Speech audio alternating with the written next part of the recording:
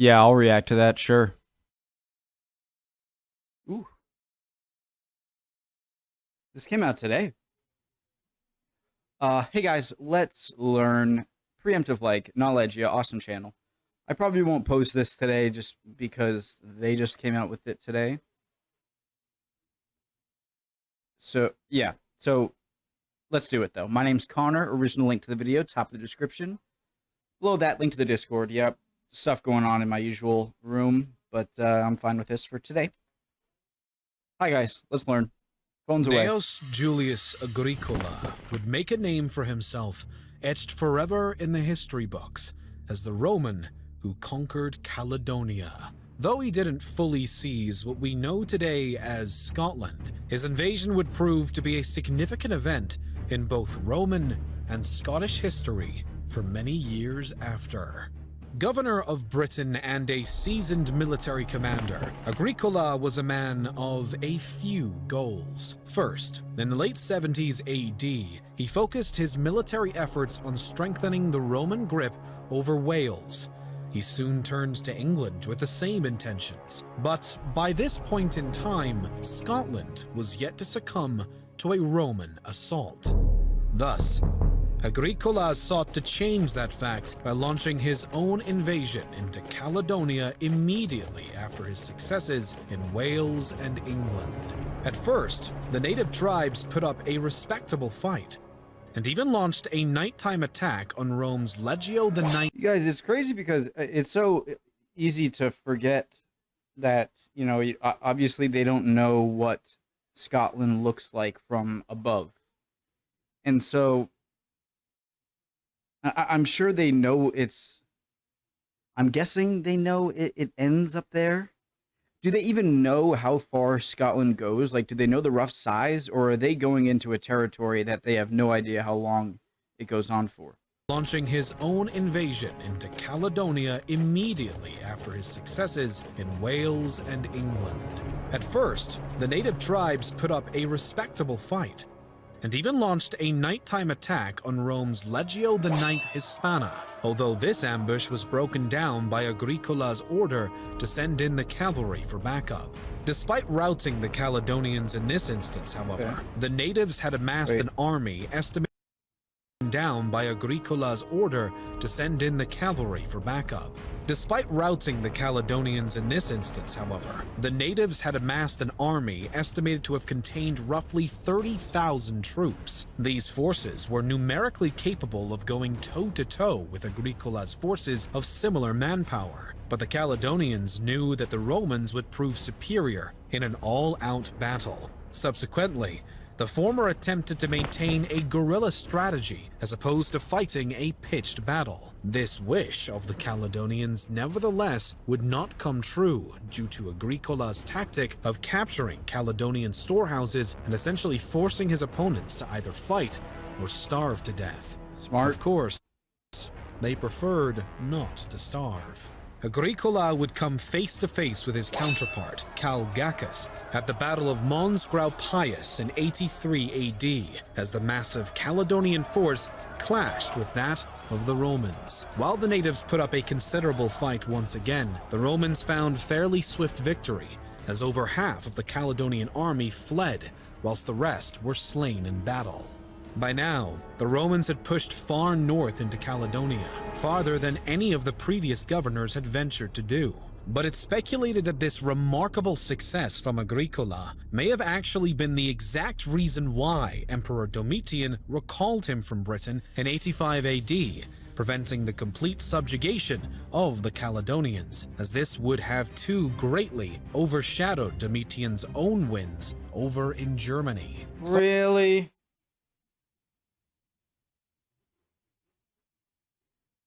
Following Agricola's departure from the British Isles, vast swaths of Roman troops were withdrawn from the Scottish territories as the Romans retreated to a previously established border in response to a need to send forces elsewhere.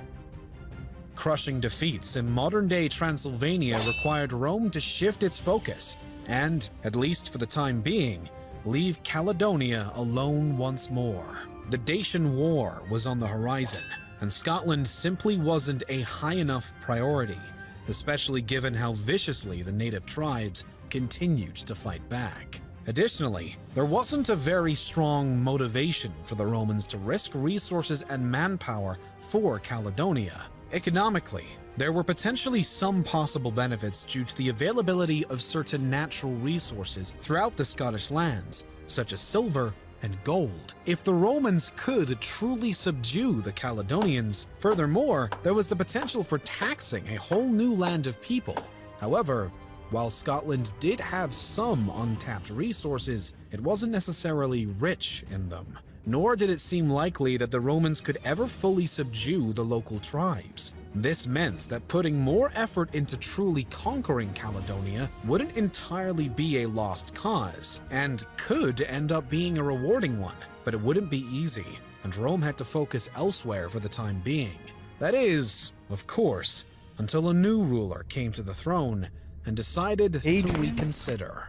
Lucius Septimus Severus was the next of the Romans who hoped to wrangle the Caledonians. Over his early years as emperor of the Roman Empire, in Roman Britain, the unconquered northern tribes were becoming increasingly combative, and raids on Roman-controlled territories were beginning to become— Hey, they finally conquered that bowl in Europe. That was really giving me OCD annoyingness, so I'm happy they did that. But now why is this not more? I got ADD. I gotta concentrate. In Roman Britain, the unconquered northern tribes were becoming increasingly combative, and raids on Roman-controlled territories were beginning to become more and more frequent. The Caledonians were essentially taking advantage of a newly developed weakness in Rome's British defenses that had developed after the rebellion.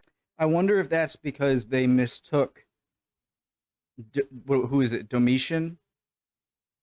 Maybe it's because he took newly developed Claudius Albinus in Rome's. Maybe the Scottish took the withdrawal of the Romans because they got called back because he was being worried he was being overshadowed. Maybe they mistook that for them winning, and so they got really confident. Excuse me, and maybe kept raiding. That's just pure speculation. British defenses that had developed after the rebellion of Governor Claudius Albinus against Septimus Severus back in 195 AD. Although Albinus would be dealt with by the emperor, by the time the troops he'd utilized were sent back to their posts in Britain, massive casualties meant that the Hadrian Wall and general Roman defenses were dangerously undermanned. Eventually, in 207 AD, the new governor of Roman Britain, Senecio, sent a letter to the emperor warning him that the remaining Roman defenses may not manage to hold back the Caledonians for much longer. A year later, Septimus Severus and 50,000 men landed on British soil. Is Hadrian's Wall before this or after this? Upon arrival, the emperor led his troops up to the Hadrian Wall, where the first attack the Caledonians for much longer. A year later, Septimus Severus and 50,000 men landed on British soil. Upon arrival, the emperor led his troops up to the Hadrian Wall, where the first priority was to fortify it. Next, Severus moved north to capture the territory between what's up? The border at the Hadrian Wall and the old border of the Antonine Wall, which he did successfully. Now strengthening the new old border, the emperor had his eyes pointed farther north, looking along a similar path as the one taken by Agricola. Following in his footsteps, however, would not be as simple for Severus as he may have hoped. Despite the sudden arrival with a mass of troops for what was likely an attempt at a shock and awe campaign, the Caledonians had not been deterred and still knew better than to face the Romans in any pitched battles. Guerrilla warfare abounded, and the local tribes were remarkably good at it. The Romans quickly took heavy casualties, and the emperor was forced to re-strategize. Thus, his new plan was a bit tamer. Now, Severus aims to recapture all of the forts Agricola had previously held and essentially employ a scorched earth policy everywhere else. Rome's new strategy actually seemed to have somewhat of an effect on the Caledonians, as many of the tribes now proposed peace talks with their invaders. Doesn't scorched earth only really work if you are retreating along in a direction where you have supplies? I mean, you're in a foreign land on an island and you're going up and you're burning as you go. Aren't you kind of trapping yourself? And I mean, they must have had good supply lines that they weren't burning, obviously, but they're so close to like Norway. I wonder if any Romans ever reached Norway, like by accident on a storm or something. I don't know. Invaders in hopes of preventing total destruction of their own land and forces. Effect on the Caledonians, as many of the tribes now proposed peace talks with their invaders in hopes of preventing total destruction of their own land and forces. Severus, however, was not open to such negotiations. He not only wanted the northern territories, but he furthermore aimed to see the Caledonians annihilated.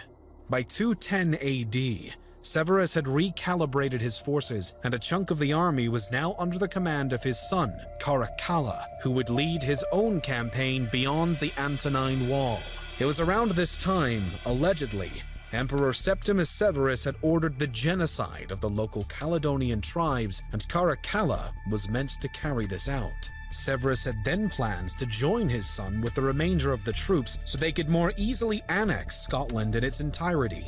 The plan, however, would hit a roadblock when the wily ruler fell ill and opted to return for some rest and recuperation.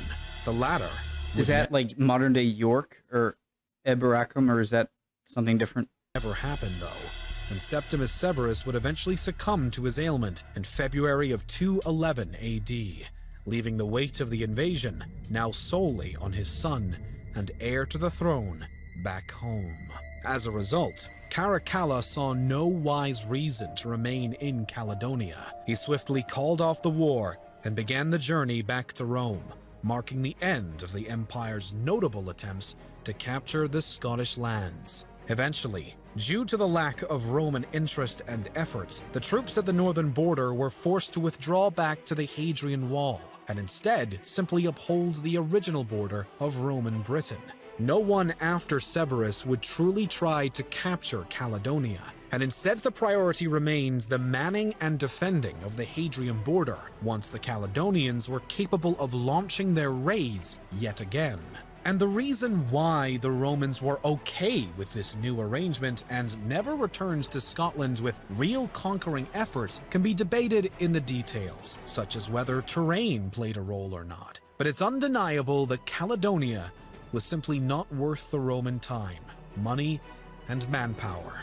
There weren't enough natural resources, agriculture, or other benefits to make the brutal war with the locals worth continuing, especially when Rome already had to focus on more pressing issues and conflicts, such as the previously mentioned Dacian War. So the short answer to why didn't Rome conquer Scotland is simply that they couldn't. It was a cool video. Maleji has a great channel. I just don't... It's not like they were like, the Germanic tribes or, over in the Middle East, Persia or Anatolia or whatever, where they could be constantly harassed by invaders, but they didn't really have a problem with Britain, and so it seemed to be less of a conquering in order to get more land and resources and subjugate an enemy and a threat, and more just the former, just trying to conquer more land. And the fact that they went through all that trouble is I don't really get it. I got to learn more about it, exactly, honestly. Could just be personal emperors wanting to claim they conquered more, and maybe that was easier than Germania. It's my best guess, I suppose. Hope you guys enjoyed that. Hope you learned something. See you guys next time. Bye.